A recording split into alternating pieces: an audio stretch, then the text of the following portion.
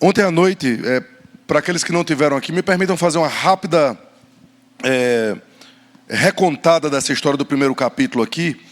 E dois momentos específicos foram tratados. O primeiro, quando Jonas recebe de Deus um pedido específico, uma ordem direta e específica, dizendo: vá até a grande cidade de Nínive, porque eu tenho muita gente lá. Então esse direcionamento absoluto, perfeito, ele é interpretado por nós como algo muito tolo de Jonas, de não simplesmente atender. E a gente raciocina assim: se Deus tivesse falado assim comigo, tão claramente, eu iria. Mas nós percebemos que a coisa não é bem assim, porque Deus fala muito claramente para nós a partir da sua palavra, e ainda assim, com todos os anos da palavra de Deus sendo exposta diante dos nossos olhos, nós não cumprimos o que a palavra diz. Então Jonas, ele nem sequer é chamado de profeta nesse livro, porque ele está representando o povo de Deus, ele está representando a mim e a vocês, ele está representando a igreja. O nome dele significa uma pombinha, ou seja, ele é alguém, o livro inteiro ele é retratado como alguém que toma decisões tolas. Entretanto, o nome completo dele é Pombinha, filho da minha consolação, ou filho do meu direcionamento. E a gente percebe que, de uma forma extraordinária, Deus direciona, Deus consola, Deus conforta, apesar da tolice do profeta Jonas. E se nós formos honestos, essa é a nossa história. Nós tomamos decisões tolas na vida, mas se somos filhos de Deus, muitas vezes Ele nos consola, Ele nos direciona apesar de nós. E de repente, Jonas, ao ir num direcionamento contrário à vontade de Deus, e o texto diz que ele foi precisamente para longe da presença do Senhor, ele deveria ter acesso ao Salmo 139, que ninguém pode fugir da presença do Senhor. Se subo aos céus, lá estás. Se vou para o mais profundo abismo, lá estás também. Se eu vou para os confins dos mares, era onde Jonas estava. O salmista Davi diz que até ali, a minha destra, a tua destra me susterá. Portanto, não há como fugir da presença do Senhor, e Jonas aprendeu isso. Porque fugindo para Tarsis, para o lado oposto de onde ele devia ir, houve um grande temporal. E marinheiros pagãos ficaram com tanto medo, mas com tanto medo, que começaram a orar para os seus próprios deuses, enquanto Jonas dormia. Ao dormir Jonas lá embaixo, os marinheiros vão ali, o chefe do navio vai ali e diz para ele: como é que você pode dormir? Ora para o teu Deus, talvez esse teu Deus faça alguma coisa. E a gente percebeu que Jonas não orou.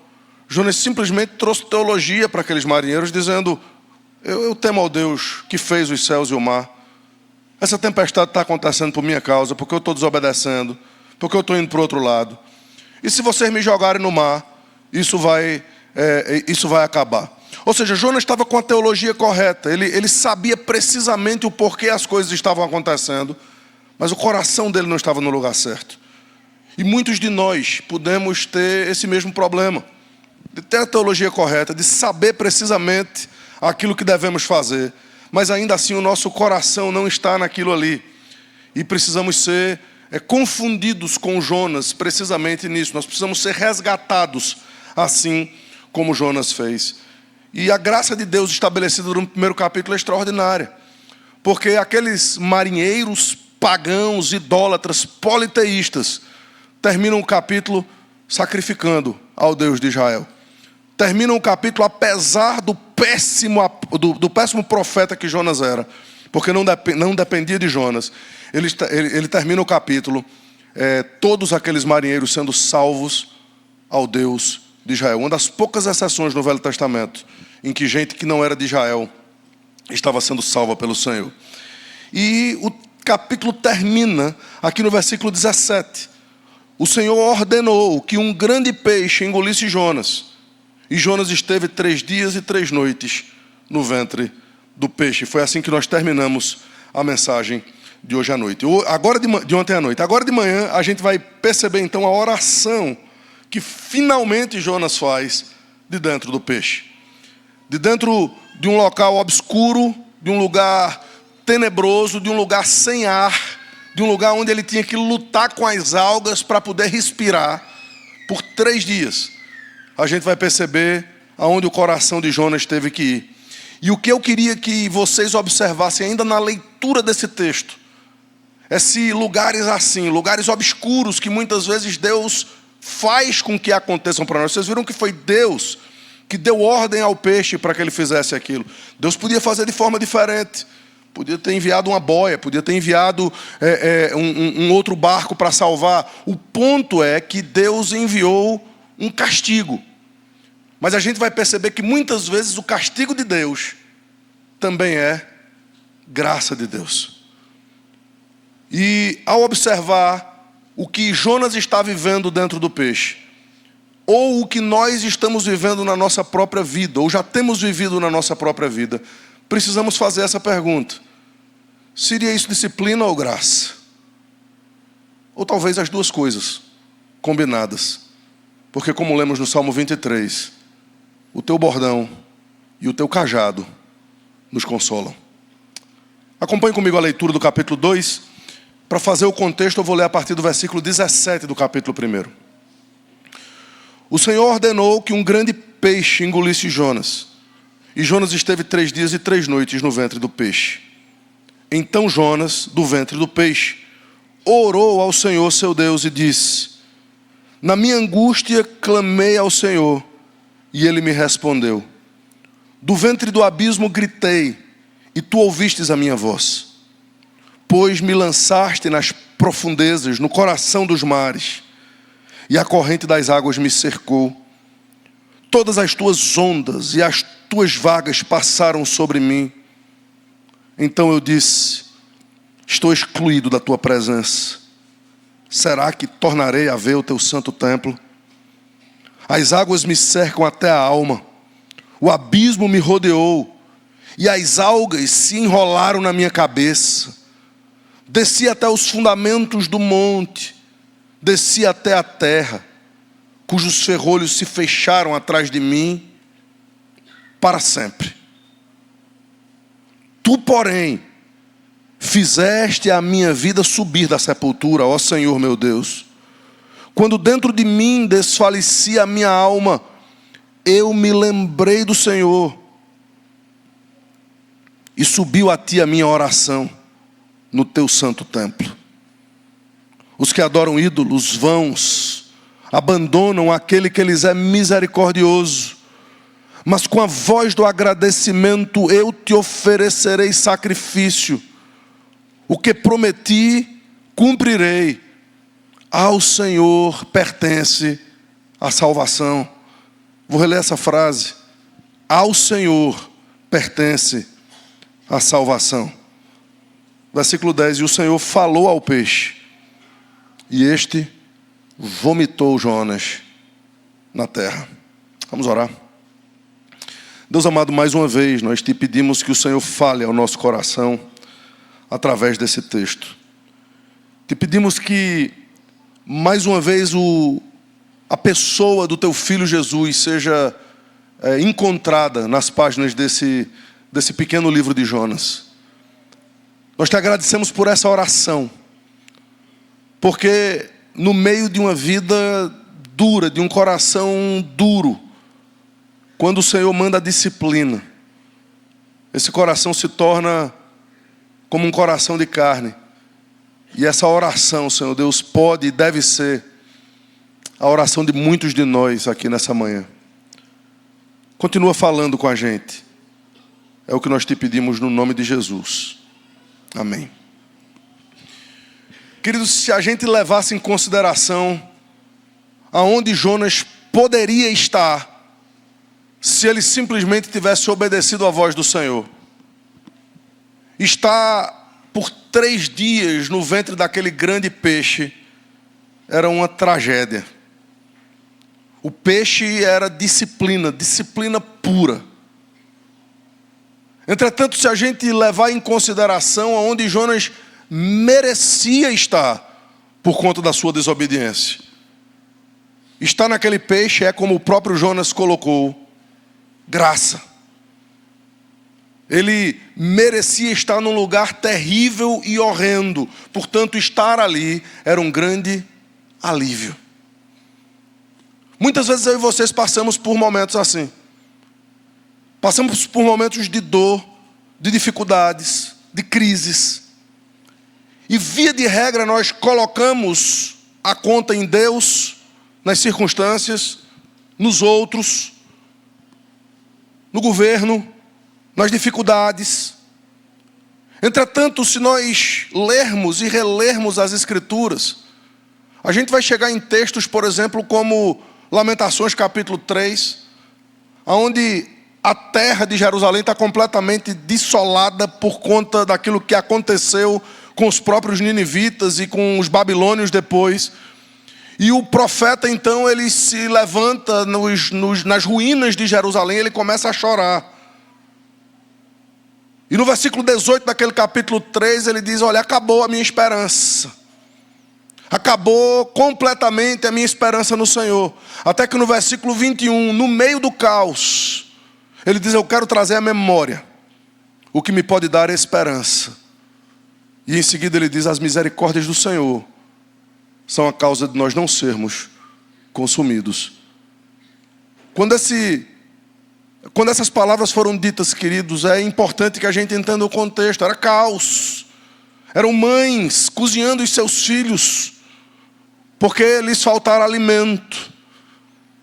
Era o templo completamente destruído em ruínas e espalhado pelas cidades. Ainda assim, merecíamos ser consumidos pelo Senhor. Até que no final desse texto, lá no meio do capítulo 3, o profeta diz assim: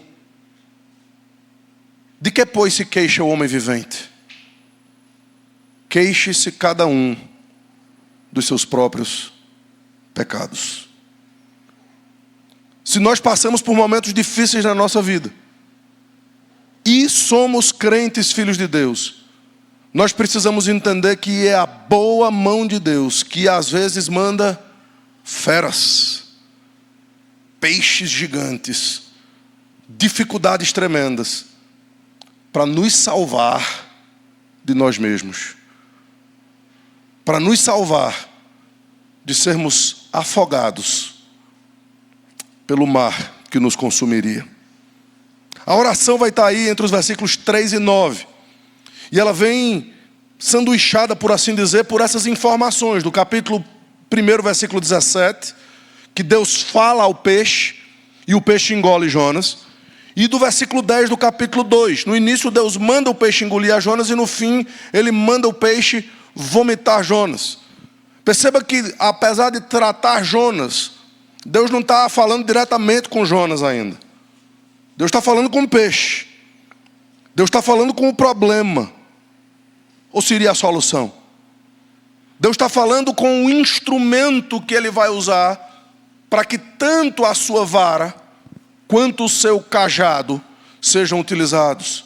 Para que tanto a sua disciplina quanto aquilo que vai trazê-lo de volta vai ser utilizado. E as circunstâncias na nossa vida precisam ser compreendidas dessa forma. Senão a gente enlouquece. Se a gente não entender a perspectiva de Deus, a gente vai desesperar no meio do problema, no meio da crise, no meio da angústia.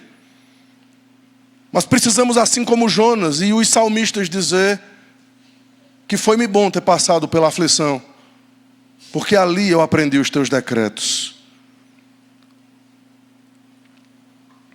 No versículo 2, a gente tem um resumo dessa oração. Ele diz: na minha angústia eu clamei ao Senhor, e Ele me respondeu. Do ventre do abismo gritei, e tu ouvistes a minha voz. E a partir daí temos a oração dividida, precisamente, em disciplina e graça. Mais uma vez, queridos, se a história fosse apenas a história de Jonas, a pombinha, o tolo, ele teria terminado afogado no mar do esquecimento. Mas ele é também filho da minha fidelidade. Então essa história continua, pois a fidelidade de Deus providencia um livramento para Jonas. Em primeiro lugar, versículos 3 ao início do versículo 6, a gente vai entender que Deus é um Deus de disciplina. A gente precisa ouvir novamente, muitas vezes, alguns versículos que não são mais pregados no púlpito. De Deus não se zomba. Aquilo que o homem semear, isso também ceifará. Deus é um Deus irado, Deus é um fogo consumidor. A gente vive a vida de hoje certamente por conta das falsas teologias que ouvimos, que Deus é um Deus bonachão, que você é o centro, você, na verdade, é o ponto fraco de Deus, é o que dizem. Você é aquilo que vai fazer com que o coração de Deus se derreta por sua causa. Queridos, a antropologia desses pregadores está completamente equivocada. Deus continua e sempre continuará odiando o pecado.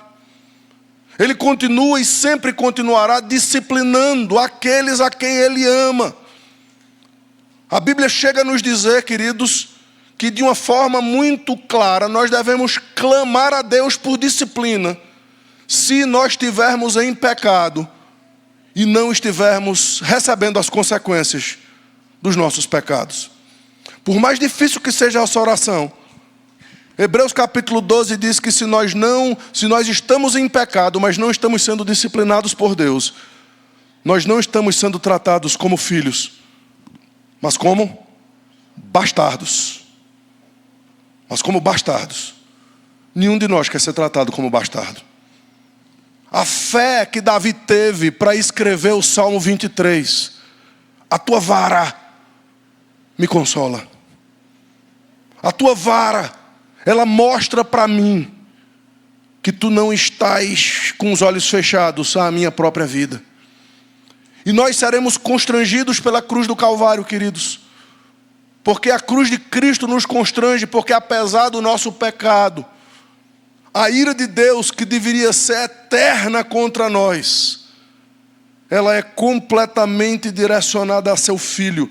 E a disciplina que nós passamos aqui é apenas uma disciplina temporal. Se nós entendermos isso, a gente vai novamente aprender a lidar com as disciplinas dessa vida. Mas a disciplina de Deus é dura. A descrição aqui é sufocante. Veja aí a partir do versículo 3.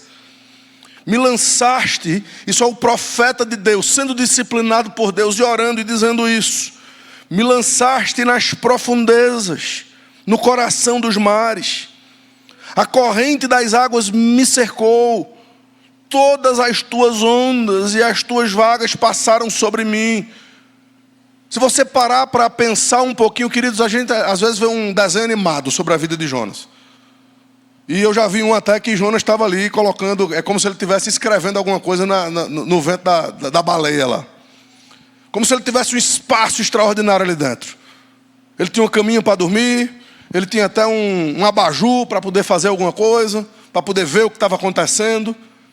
Não, queridos, a gente precisa ler isso aqui como realmente um peixe gigantesco engolindo alguém.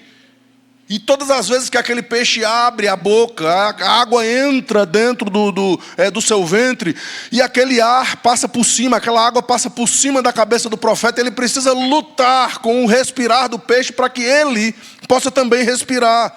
É isso que ele está descrevendo aqui. A cada momento desses 3 dias, ele tinha que achar algum espaço para colocar o cantinho da sua boca e do seu nariz, para poder algum ar ele ter. E ao pensar nessas palavras, ele está dizendo: o Senhor fez isso comigo. O Senhor me fez fazer com que todos os teus mares, as tuas vagas e as tuas ondas passassem sobre mim. Versículo 4 ainda. Eu te disse: estou excluído da tua presença. Será que tornarei a ver o teu santo templo? Queridos, que expressão! Eu estou excluído. Muitas vezes como crentes a gente pode se sentir assim, quando a mão de Deus pesa sobre nós. Davi, no Salmo 53, no Salmo 51 e no Salmo 32, ele diz isso. A tua mão pesava dia e noite sobre mim. O meu vigor chegou em sequidão de estio. Restitui-me, Senhor. a alegria da tua salvação. As tuas vagas passam, fazem sulcos na minha alma. É impressionante a gente perceber que a disciplina de Deus ela é real. E como crentes nós precisamos aprender a lidar com a disciplina do Senhor. Versículo 5, as águas me cercaram até a alma. Não era apenas o corpo que estava ali completamente afogado ou se afogando, mas era a alma de Jonas. O abismo, essa palavra é a mesma palavra para inferno. O abismo me rodeou e as algas se enrolaram na minha cabeça. Agora ele não apenas tem as ondas, mas tem aqueles matos do mar que vêm, que agora ele tem que tentar tirar de cima de si e da sua cabeça para tentar respirar um pouco. Desci até os fundamentos dos montes, desci até a terra, cujos ferrolhos se fecharam atrás de mim para sempre. Essa era a perspectiva do profeta, assim como foi de Jeremias, como eu disse em Lamentações 3,18. Acabou a minha esperança. E talvez haja aqui, queridos, alguém, ou alguns, que estão completamente desesperançados, que já não sabem o que fazer, que a mão de Deus está pesando sobre eles de uma forma tal, que eles acham que foram abandonados por Deus, foram rejeitados por Deus. É assim que nós nos sentimos quando somos disciplinados. Hebreus capítulo 12 fala sobre isso. Hebreus capítulo 12 diz que nenhuma disciplina, no momento em que ela está sendo aplicada, ela parece ser motivo de alegria. E é por isso que os apóstolos que tiveram que aprender com Jesus, escreveram coisas que na mente da teologia moderna é completamente absurda, louca. Não apenas eles pegaram do Salmo, foi-me bom ter passado pela aflição no passado. Mas eles escrevem coisas do tipo, Tiago capítulo 1, quando ele diz que a aflição e a dificuldade faz parte da sua alegria. Ou João e Pedro, quando são açoitados em Atos capítulo 5, eles dizem, nos sentimos regozijantes, porque passar pelas tribulações, pelas angústias, pelas dificuldades, como diz o apóstolo Paulo, faz parte da nossa vida cristã.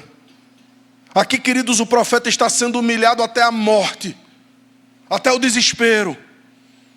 E num certo sentido, não num sentido completo, mas num sentido tipológico, ele está apontando para um outro profeta, que também foi desesperado até a morte. Para um outro profeta que Deus o fez esvaziar. E que Deus o fez não apenas sentir o cheirinho ou o gosto da sua ira e da sua morte, mas que ele fez traspassar sobre ele a sua ira por completo. E quando o apóstolo Paulo escreve aos Filipenses, ele diz que nós devemos ter o mesmo sentimento que houve também em Cristo Jesus, o qual, sendo Deus, não julgou como usurpação ser igual a Deus, antes a si mesmo se esvaziou, assumindo a forma de figura humana, e foi obediente até a morte, morte de cruz. Deus disciplina a quem ama. Então, se você está sendo disciplinado por Deus, por conta do seu pecado, sinta-se amado por Deus. Existe esperança, que talvez você agora como Jonas não esteja vendo. Existe um Deus que domina a história, que talvez as circunstâncias façam com que você não consiga enxergar. Mas eu também queria falar com você que está em pecado, mas as coisas e as circunstâncias ao redor de sua vida estão muito bem. Tudo vai bem, apesar de você continuar no pecado. Eu não quero que você saia daqui feliz hoje. Eu quero que você entenda que você não está sendo tratado como filho.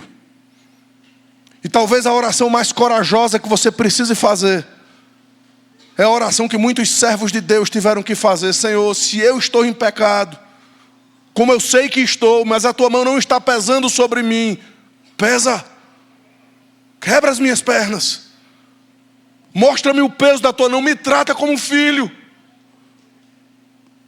E por mais difícil que vá ser a resposta a essa sua oração, a melhor resposta seria se ele de fato quebrasse as suas pernas.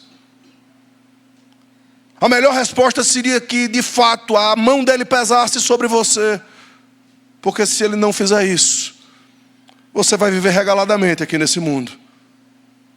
Mas o que espera por você é algo tenebroso e terrível. Portanto, clame ao Senhor para que Ele possa alcançar você nessa manhã. Arrependa-se. Abandone o pecado.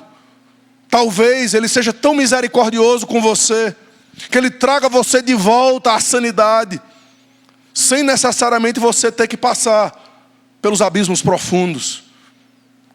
Talvez algumas confissões difíceis. Talvez algumas conversas amargas, mas extremamente necessárias para você viver endireitado com o seu Deus. Não rejeitem a disciplina do Senhor. Mas em segundo ponto, e essa é a parte final desse texto, a gente percebe que aquele lugar não era apenas um lugar de disciplina, mas era um lugar de graça. Graça essa que já podia ser vista nesses versículos que lemos. No versículo 4, por exemplo, quando ele diz assim: eu estou excluído da tua presença, será que tornarei a ver o teu santo templo? A gente já vê aqui, queridos, ainda que no poço, na perdição, na dificuldade, um desejo do profeta de voltar a cultuar ao Senhor. Um desejo do profeta de, mesmo sendo achincalhado por Deus, dizer: eu sei que eu estou no lugar errado, eu quero voltar para casa. E talvez aqui, queridos, como um pequeno renovo daquilo que Deus pode fazer na vida de muitos, é que Ele renove esse desejo de voltar para a casa do Senhor, que Ele renove esse desejo de cultuá-lo como sendo a coisa mais importante da vida. Esse momento que nós estamos vivendo agora é o momento mais importante da sua semana. É o momento em que o próprio Deus, o Deus da disciplina e o Deus da graça, está falando com você. Ele tem um encontro marcado. Ele convoca o seu povo para essa adoração. E essa convocação solene deve ser atendida. Os nossos catecismos, eles começam dizendo isso: nós existimos, o nosso fim principal é glorificar a Deus e nos alegrar nele para sempre. E do meio do sofrimento, Jonas diz: será que eu vou ver novamente o teu santo templo? Mas, queridos, essa humilhação, ela não é tudo. Na verdade, a Bíblia diz que a humilhação é o caminho para a exaltação. Vimos ontem à noite aqui a continuação desse texto de Paulo aos Filipenses. Pelo que Deus o exaltou sobremaneira. Ou seja, ele foi obediente até a morte de cruz. Mas Deus lhe deu o nome acima de todo nome. E ao nome de Jesus, por conta da sua humilhação, todo joelho se dobrará e toda língua confessará que é o Senhor, para a glória de Deus Pai. Os humilhados serão exaltados, é o que diz a palavra do Senhor. Então, no meio do versículo 6, tem essa conjunção adversativa aqui, veja aí. Versículo 6, ele diz assim: desci aos fundamentos dos montes, desci à terra, cujos ferrolhos fecharam atrás de mim para sempre. Tu, porém, entretanto, apesar disso, tu, porém, fizeste a minha vida subir da sepultura. A mesma palavra que ele utilizou aqui para abismo. É como se a nossa alma fosse ressuscitada do inferno. É como se o peso da mão de Deus aqui nos livrasse do peso da mão de Deus lá. E se nós não fizermos essa conta, nós estaremos trocando alguns anos de vida pela eternidade. Eu não sei se você é matemático ou não, mas essa não é uma conta boa de fazer. Nós precisamos olhar essa vida, queridos, não com um fim em si mesma. Mas nós devemos entender que somos aqui, como o próprio texto das Escrituras diz, peregrinos e forasteiros. Estamos aqui de passagem. Estamos aqui por um tempinho. Os salmistas vão dizer que a nossa vida sobe a 70, 80, quando muito, e o que passar disso é canseiro e enfado. Salomão vai dizer no final de Eclesiastes que nós devemos nos lembrar do nosso Criador nos dias da nossa mocidade, antes que venham os maus dias, em que venhamos a dizer, não tenho neles prazer ou contentamento. Por quê? Porque os anos passam, e à medida que os anos passam, a nossa força física se esvai. Esse tempo é um tempo que passa como passa o vento. Faz 10 anos que eu estou morando fora, 7 anos que não vim ao Brasil. Quanta coisa diferente. As pessoas estão diferentes. Algumas mais interessantes, outras menos. É a vida. É a vida. Se nós vivermos com o fim e com o nosso coração fincado nessa própria vida, o apóstolo Paulo diz que nós somos os mais infelizes de todos os homens. E por isso, lá em Colossenses capítulo 3, ele diz que a nossa mente deve ser colocada lá no alto, onde Cristo vive, assentado à destra de Deus. Mude a perspectiva. Se o seu coração ainda está agarrado às coisas desse mundo, que nesses 3 dias, essa oração de Jonas possa fazer você mudar completamente a sua perspectiva de vida. Continuando aqui. Tu, porém, fizeste subir a minha alma da sepultura, ó Senhor meu Deus. Quando dentro de mim desfalecia a alma, eu me lembrei do Senhor. E subiu a ti a minha oração. Aonde? No teu santo templo. Lá, onde eu quero voltar.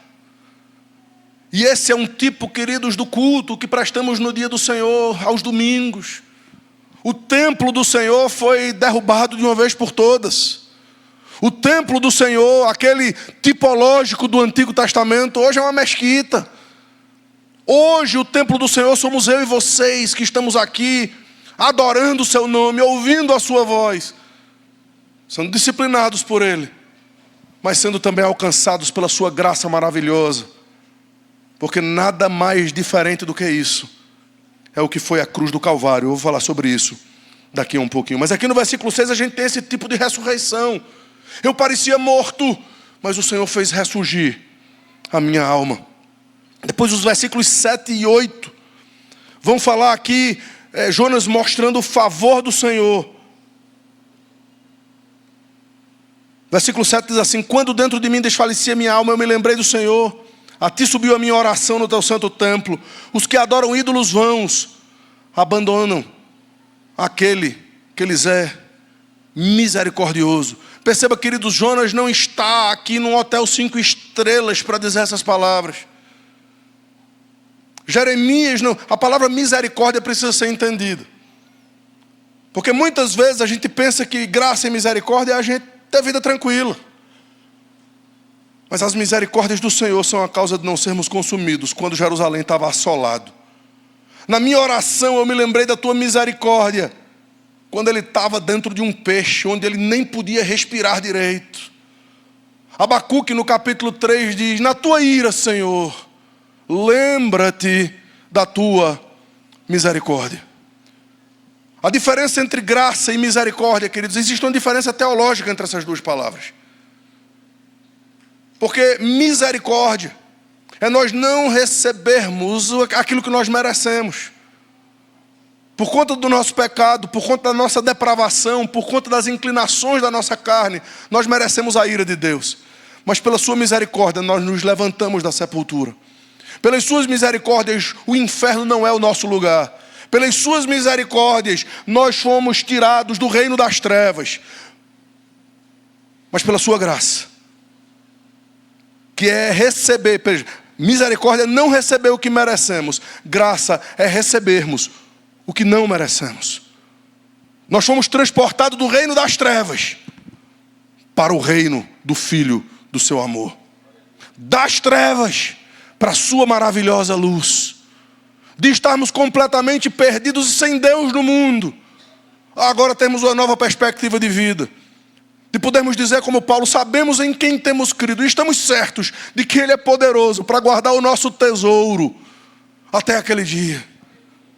Queridos, nós precisamos entender que a boa mão de Deus nos leva a compreender a sua graça e a sua misericórdia. E por fim, no versículo 9, ele traz essas 4 informações que precisam ser compreendidas aqui.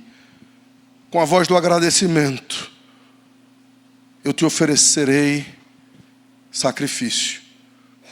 A primeira coisa, queridos, é que Jonas agradece a Deus enquanto ele está sendo disciplinado. A mulher Ciro-fenícia fez algo extremamente parecido. Aquela mulher cananeia de Mateus capítulo 15, ela ouve do Senhor Jesus as seguintes palavras: eu não vim senão para as ovelhas perdidas da casa de Israel. Você é uma cananeia, não está no seu tempo ainda. E o texto diz que ela veio e o adorou. Você está pronto para adorar a Deus e para agradecer a Deus independentemente das circunstâncias? Tem um cântico antigo mesmo, mas que ele diz: não olhe as circunstâncias, olhe o seu amor. Ainda que a figueira não floresça, que não haja fruto na vide, que o produto da oliveira minta, que nos currais não haja gado, que as ovelhas sejam arrebatadas do aprisco, ainda assim eu me alegro no Deus da minha salvação. Perceba, queridos, a nossa alegria, o nosso conforto, a nossa consolação não pode estar linkada às circunstâncias desse mundo. Ela precisa estar linkada àquele que nos salvou, àquele que já fez com que estejamos agora, nesse minuto, assentado à destra do Deus Pai, nos lugares celestiais em Cristo, juntamente com Cristo. Efésios nos ensina isso. Não apenas ele agradece no meio da disciplina, mas ele diz: eu te oferecerei sacrifícios. Queridos, quanta gente, quando a coisa aperta, a primeira coisa que faz é deixar de ir para a igreja. Que loucura é essa? Que maluquice é essa? Tem gente que é do outro lado. Quando aperta, vai para a igreja. Aí quando desaperta, deixa de ir para a igreja. Loucura do mesmo jeito. Nós precisamos entender que o nosso relacionamento com Deus é supracircunstancial. Se ele está linkado às circunstâncias, a gente é um crente muito tacanha. A gente é um crente que precisa se olhar no espelho e dizer: Senhor, eu não quero ser um crente que vive de acordo com as circunstâncias desse mundo. Te oferecerei sacrifícios, te cultuarei, independentemente das circunstâncias. Em terceiro lugar, ele diz: presta atenção, o que prometi, cumprirei. A palavra do crente é sim, sim e não, não. Porque o que passa disso é de procedência maligna. Precisamos entender, queridos, que muitas vezes em momentos de crise, em momentos de dificuldade, a gente às vezes desavisadamente faz votos a Deus.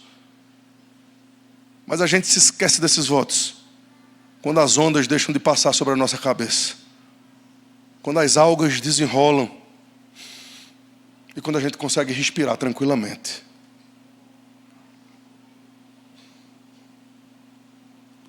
É melhor que não votes do que votes e não cumpras, é o que diz a palavra de Deus. O que prometi, cumprirei. E ele termina a oração com essa afirmação extraordinária entre dois momentos em que essa verdade se torna clara no Velho Testamento como em nenhum outro lugar. Ao Senhor pertence a salvação. Se você olhar o Velho Testamento, você vai perceber que tipologicamente o povo de Israel, ele foi escolhido por Deus para levar, para carregar consigo uma aliança. Quando Abraão recebeu essa aliança ou essa promessa, ele recebeu com as seguintes palavras: em tua descendência ou no teu descendente, todas as famílias, todas as nações da terra serão abençoados. Evidentemente isso era esperado no Novo Testamento. A partir de Pentecostes, não eram apenas os judeus, mas gente de toda língua, povo, raça e nação. Atos capítulo 2, houve uma quebra da maldição de Babel. E as línguas foram trazidas para que a compreensão das grandezas de Deus pudessem espalhar o evangelho por todo o mundo. Mas no Velho Testamento não era assim. A gente tem, que eu me lembre, quatro casos de salvação no Antigo Testamento, antecipando o evangelho sendo pregado às nações. 2 casos são individuais, de mulheres absolutamente improváveis, que não apenas se convertem ao Deus de Israel, mas que entram na genealogia do Salvador. A prostituta de Jericó, Raabe, e Ruth, a moabita, que se casou com o neto de Raabe. Ambas estão na genealogia de Cristo. Individualmente, talvez alguns vão arguir aí o profeta Naamã, como um terceiro caso. Entretanto, queridos, o general Naamã, obrigado, fui corrigido a tempo. O general Naamã, que estava falando com o profeta Eliseu. Acertei, né? Beleza. Talvez esse seja um terceiro caso. Mas em termos de gente, de coletivo de gente, a gente não tem nenhum outro lugar, a não ser no livro de Jonas. Onde no primeiro capítulo, com aquele testemunho tacanho do profeta, todos os marinheiros daquele barco são convertidos, a gente viu ontem à noite. E em seguida, a gente vai perceber que com uma pregação tosca, sem graça, toda uma cidade, ou pelo menos uma geração dessa cidade, vai ser trazida para o conhecimento de Deus e vai se arrepender no pó e na cinza. Perceba, Jonas ele está falando com conhecimento de causa. A salvação pertence ao Senhor. Isso traz para mim e para vocês, queridos, principalmente por estarmos na nova dispensação, na nova aliança, uma oportunidade extraordinária de entendermos que não tem gente perdida o suficiente para que Deus não possa alcançar. Se você está aqui nessa manhã e você acha que Deus se esqueceu completamente de você, o fato de você estar aqui ouvindo essas palavras é a graça de Deus tentando trazer você para junto dEle. Os seus amigos e familiares que estão afastados de Cristo, eles precisam entender, aliás, você precisa entender que enquanto há vida, há esperança. Enquanto houver uma possibilidade de respirar, é Deus utilizando a sua misericórdia, para que nessa peregrinação a gente possa trazer muitos, os campos branquejam. E nós precisamos, como igreja, cumprir a grande comissão do nosso Senhor e Salvador Jesus Cristo. E esse texto no fim conclui. A gente vê aqui que o Senhor está lidando com Jonas. Como eu disse, ele não responde imediatamente a sua oração. Ele sequer fala com Jonas, por mais piedosa que aquela oração tenha parecido. Mas ele fala ao peixe. E ele traz um conceito absolutamente inesperado. É o conceito da palavra vômito. Veja, Deus ainda está tratando com Jonas. E ele agora vai ser tratado como o vômito de um peixe. Nem o peixe aguentou engolir os pecados daquele profeta. Ele é vomitado. Essa mesma palavra é utilizada lá em Apocalipse capítulo 2, para aqueles que são mornos na sua fé. O Senhor está a ponto de vomitá-los da sua boca.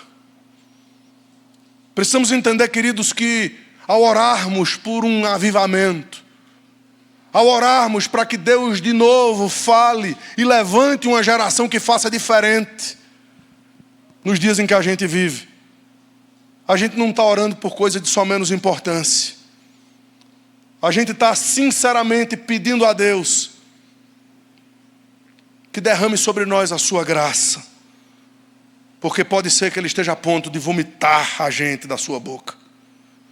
Mesmo com Deus claramente irado contra Jonas, ele usa aquele vômito como objeto do seu amor. e como objeto de uma segunda chance para aquele que ele havia comissionado para fazer alguma coisa. E muitas vezes eu e vocês recebemos segundas chances do Senhor.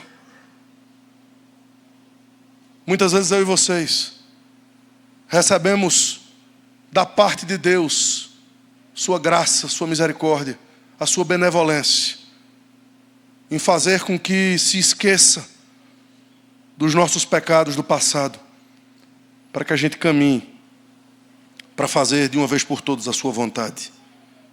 Então a gente vai continuar para a segunda parte da história de Jonas, no capítulo 3, e entender a dimensão extraordinária desse amor de Deus, que excede todo entendimento, que é maior do que o que a gente pode sondar ou compreender. A gente vai ver isso daqui a pouco na escola dominical. Quanto a mim e vocês, que a gente possa se perguntar se o Senhor está de fato satisfeito conosco, se temos sido meramente legalistas na nossa religião, ou se temos entendido a liberdade de Cristo, para que o Evangelho seja exalado a partir da nossa presença onde quer que a gente esteja. O Evangelho continua chamando. Disciplina e graça, como eu disse, contam a história da cruz do Calvário. E quem melhor figurou isso foi o profeta Isaías no capítulo 53. Quando ele disse, ele certamente levou sobre si as nossas dores. O castigo que nos traz a paz estava sobre ele. E pelas suas pisaduras nós fomos sarados. Perceba, queridos, o que está sendo retratado aqui vai ser muito mais claramente visto naquela cruz, onde a ira e a disciplina de Deus caem sobre o seu Filho inocente e unigênito, para que todo aquele que nele crê não pereça, mas tenha vida eterna. Se você ainda não conhece a Cristo, que essa manhã seja o momento em que você se entregue para Ele. Procure os pastores e presbíteros dessa igreja, talvez dizendo, eu não sei nem por onde começar, eu não sei nem o que significa ser crente, me ajuda. Mas mais uma vez, queridos, que os crentes possam ouvir o alerta de Deus, para que nós amemos e sejamos consolados, tanto pela sua vara, como pelo seu cajado. Que o Senhor possa nos abençoar. Vou passar a palavra mais uma vez para o pastor Dudu.